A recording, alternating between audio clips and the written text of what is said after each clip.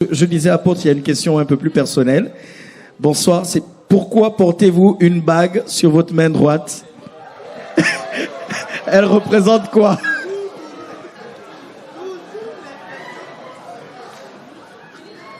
Donc là, ça fait 5 questions. Voilà. Répondons déjà à la bague sur la main droite. D'abord, j'ai regretté, je vous le dis au pasteur Darius, parce que je suis venu et depuis ce matin, je n'ai pas porté ma montre et je n'ai pas eu, je sais pas où j'ai mis, je n'ai pas mis ma bague. Donc, vous voyez, ça me gêne de ne pas l'avoir. Alors, je vais vous répondre comme j'ai répondu au pasteur de Dolisie. Quand je suis allé à Dolisie, dans le Congo-Brazzaville,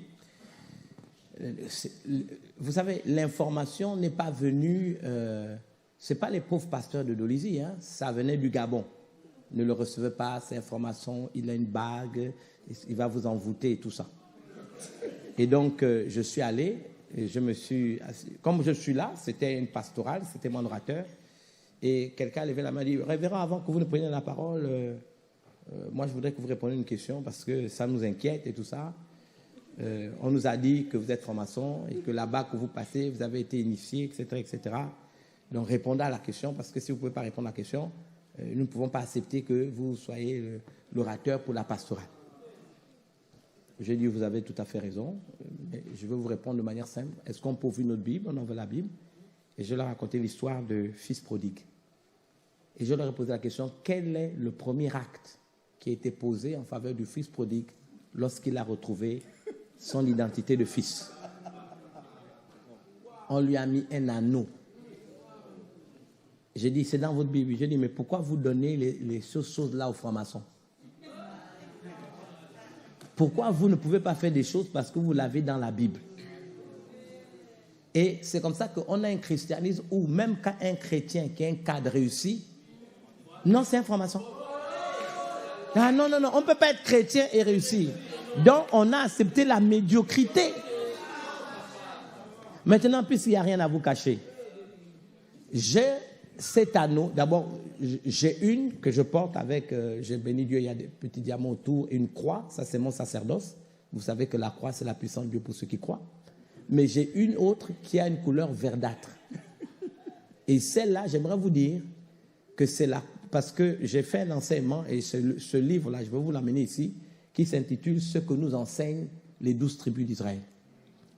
Et dans ce livre, j'ai fait un parallèle entre les tribus d'Israël et les dons qu'on peut trouver dans l'Église. Et donc, j'ai trouvé 12 dons différents dans l'Église à partir des 12 tribus d'Israël.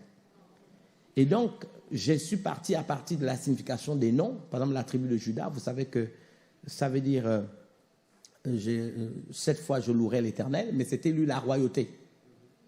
Et vous devez savoir que la couleur, n'est-ce pas, de sa pierre, c'est l'émeraude.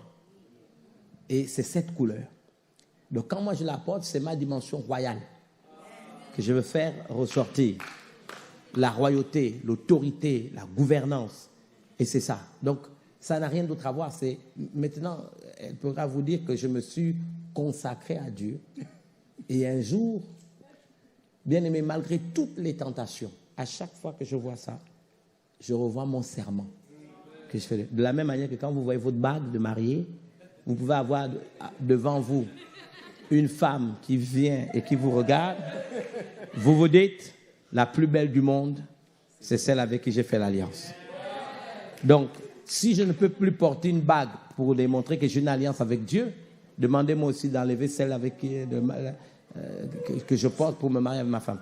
Donc, c'est une question qu'on me pose partout. Je ne suis pas gêné. J'ai répondu clairement.